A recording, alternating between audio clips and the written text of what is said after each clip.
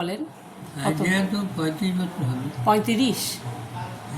আমাদের বাড়ির বছরের বয়স্ক মানুষ বছরের পুজো মানে উনি কি? সমস্তটাই বললেন 35 বছর হয়েছে এই পুজোটা। তো ওনার মুখ থেকেই সবটা মানে আগের থেকেই জানতাম, সবটা আরও শুনলাম, শুনে খুব ভালো লাগলো যে এই পুজোটা আর কলকাতায় এক জায়গাতেও হয়, ওনার মানে ভাড়ায় থাকে আর কি, জ্যাঠামশাই থাকে। এখন তো উনি নেই, এবার ফ্যামিলি আছে, ফ্যামিলি পুজোটা করে। তো সব থেকে বড় কথা হলো যে উনি এখনও এই কথাগুলো মনে রেখেছেন।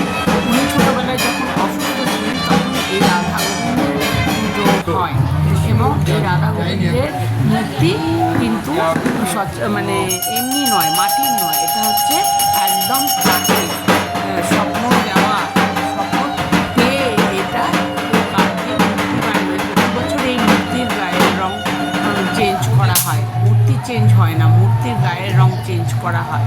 চেঞ্জ করে করে প্রতি বছর মূর্তিতেই পুজো করা হয় এবং খুব জাগ্রত। ওনাকে দর্শন করে অনেকেই অনেক উপকার পেয়েছেন আর কি, অনেক কিছু মানে পূর্ণতায় পেয়েছেন। তো অবশ্যই পুজোটা সম্পূর্ণরূপে দেখার জন্য সবাইকে জানাচ্ছি, অবশ্যই সকলে মনোযোগ দিয়ে পুজোর সম্পূর্ণতা, আরতি, যজ্ঞ, বাল্যভোগ, অন্নভোগ সব দেখাবো ধাপে ধাপে। আপনারা দেখতে থাকুন এবং দেখে অন্যকে দেখার জন্য লাইক, শেয়ার, কমেন্ট করে অবশ্যই পাশে থাকবেন।